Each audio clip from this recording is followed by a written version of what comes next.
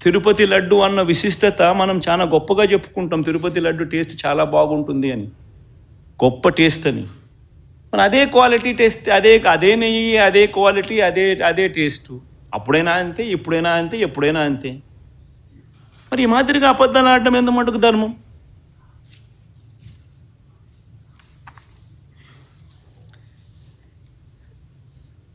చంద్రబాబు గారి పాపాలు నిజంగా ఒక్కొక్కటిగా కూడా బయటకు వస్తూ ఉన్న నేపథ్యంలో ప్రజలందరూ కూడా చంద్రబాబు నాయుడు గారిని వేలెత్తి చూపించే కార్యక్రమం జరుగుతూ ఉన్న నేపథ్యంలో చంద్రబాబు నాయుడు గారు ఈ మధ్యకాలంలోనే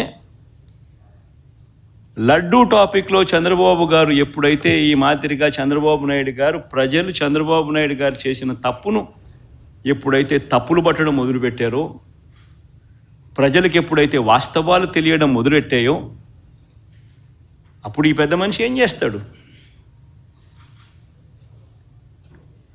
టాపిక్ డైవర్ట్ చేయడం చేస్తూ ఏమంటాడు?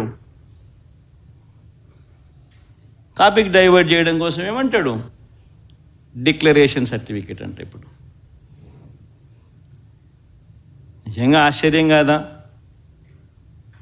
జగన్ ఏమన్నా కొత్తనా? రాజశేఖర రెడ్డి గారు ఏమన్నా కొత్తనా?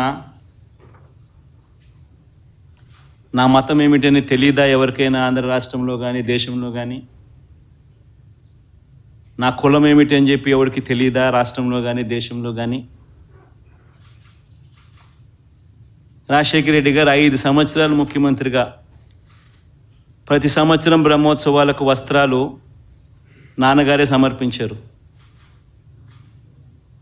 నాన్నగారు కొడుకునే కదా నేను కూడా తిరుపతికి ఎన్నోసార్లు పోయా కదా ఇంతకుముందు కూడా, ముఖ్యమంత్రి కాకమునుపు. అంతెందుకు నా పాదయాత్ర మొదలెట్టేటప్పుడు వెంకటేశ్వర స్వామి ఆశీస్సులు తీసుకుని మొదలెట్టా. నా పాదయాత్ర అయిపోయిన తర్వాత నేరుగా తిరుపతికి వెళ్ళి కాలినడకన కొండెక్కా. తిరుపతికి వెళ్ళి కాలినడకన కొండెక్కి వెంకటేశ్వర స్వామి దర్శనం చేసుకుని తర్వాతనే ఇంటికి పోయా. నా పాదయాత్ర అయిపోయిన తర్వాత, నా 3648 కిలోమీటర్లు నా పాదయాత్ర అయిపోయిన తర్వాత. ఇవన్నీ తెలియవా రాష్ట్ర ప్రజలకు? మన అప్పుడు చంద్రబాబు నాయుడు గారు ప్రభుత్వమే కదా అప్పుడు ఉండింది. అప్పుడు నేను ప్రతిపక్ష నాయకుడినే కదా అప్పుడు. మన ఆయన కళ్ళ ముందరనే కదా వెళ్ళింది, తిరుపతి కొండెక్కింది 2 సార్లు. మళ్ళీ దాని తర్వాత నేను ముఖ్యమంత్రి అయినా 5 సంవత్సరాలు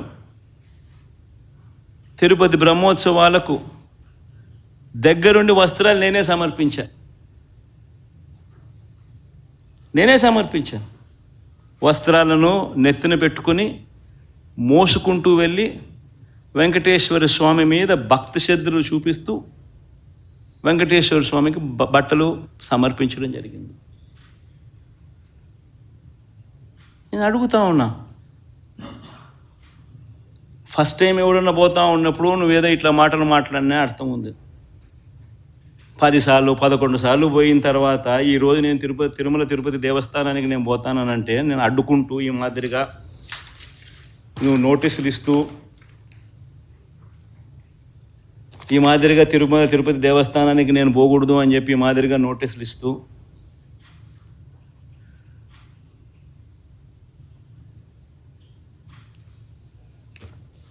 ఈ మాదిరిగా మా ఎమ్మెల్యేలకు మా కార్పొరేటర్లకు అందరికీ కూడా ఈ మాదిరిగా నోటీసులు పంపుతూ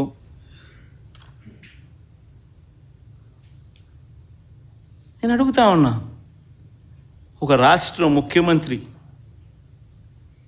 ఇంకా 5 సంవత్సరాలు బ్రహ్మోత్సవాలలో తిరుమల తిరుపతి దేవస్థానానికి వస్త్రాలు సమర్పించిన నేను, ఇన్నిసార్లు తిరుమల తిరుపతి దేవస్థానానికి వెళ్ళిన నేను, ఈరోజు తిరుమల తిరుపతి దేవస్థానానికి నేను రాకూడదట, పోకూడదట. కారణం ఏమిటంటే నా మతమట. నేను అడుగుతా ఉన్నా, నా మతం ఏమిటి అని అడుగుతా ఉన్నారు. అడుగుతా ఉన్నా నా మతం ఏమిటని. అవును, 4 గోడల మధ్య నేను బైబిల్ చదువుతాను, తప్పేముంది? బయటికి పోతే హిందూ సాంప్రదాయాలను నేను అనుసరిస్తాను, గౌరవిస్తాను. బయటికి పోతే ఇస్లాంను అనుసరిస్తాను, గౌరవిస్తాను. బయటికి పోతే సిక్కిజంను అనుసరిస్తాను, సిక్కిజంను నేను గౌరవిస్తాను. నా మతం ఏమిటని అడుగుతా ఉన్నారు. నా మతం మానవత్వం. డిక్లరేషన్లో రాసుకుంటానేమో రాసుకుంటా.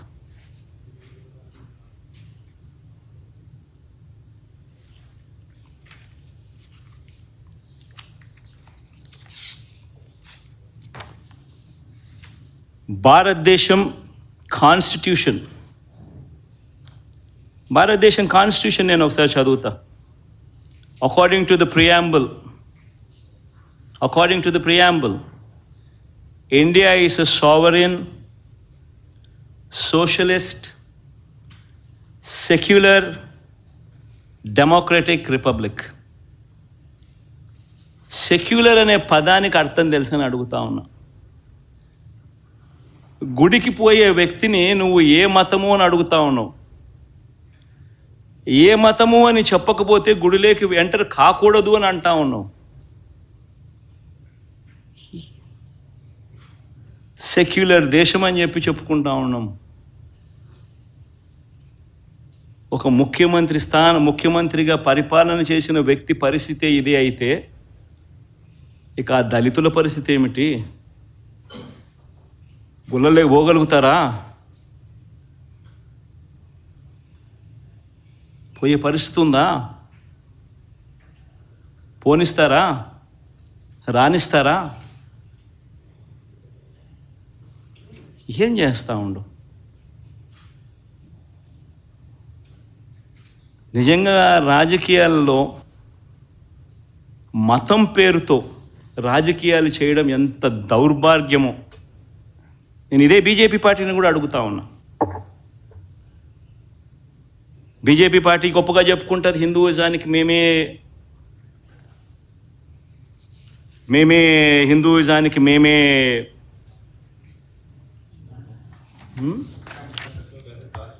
రిప్రజెంటేటివ్స్ను అని చెప్పి చెప్పుకుంటా ఉంటారు బీజేపీ పార్టీ.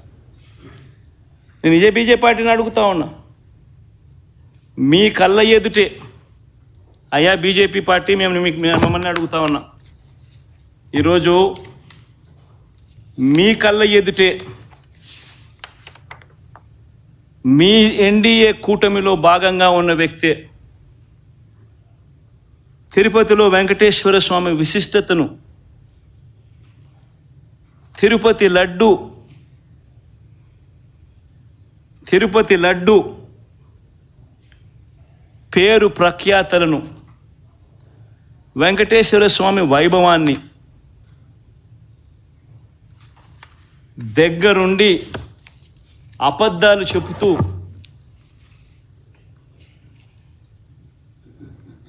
యానిమల్ ఫ్యాట్ వాడకపోయినా కూడా వాడినట్టుగా, లడ్డూలు తయారైనట్టుగా ఇన్ని ఆధారాలతో సహా రుజువు అవుతా ఉన్నా కూడా అబద్ధాలతో దుష్ప్రచారం చేసి తిరుమల తిరుపతి వెంకటేశ్వర స్వామిని అపవిత్రం చేసిన ఈ చంద్రబాబు నాయుడు గారిని ఎందుకు మీరు మందలించలేకపోతా ఉన్నారు? ఎందుకు మీరు వెనకేసుకొని వస్తూ ఉన్నారు? హిందూయిజంకు మీరే టార్చ్ బేరర్స్ అని చెప్పుకుంటారు. అంటే మీ వాళ్ళు ఏం చేసినా కానీ పర్వాలే, మిగిలిన వాళ్ళు ఏం చేసినా కూడా తప్పే. ఇదెక్కడ హిందూయిజం? ఆలోచన చేయమని అడుగుతా ఉన్నా. ఈ సో కాల్డ్ హిందూయిజానికి టార్చ్ బేరర్స్గా చెప్పుకుంటా ఉన్న వీళ్ళందరినీ కూడా ఆలోచన చేయమని అడుగుతా ఉన్నా. నిజంగా హిందూయిజం అంటే ఏమిటి అని అంటే మానవత్వం చూపేదే హిందూయిజం.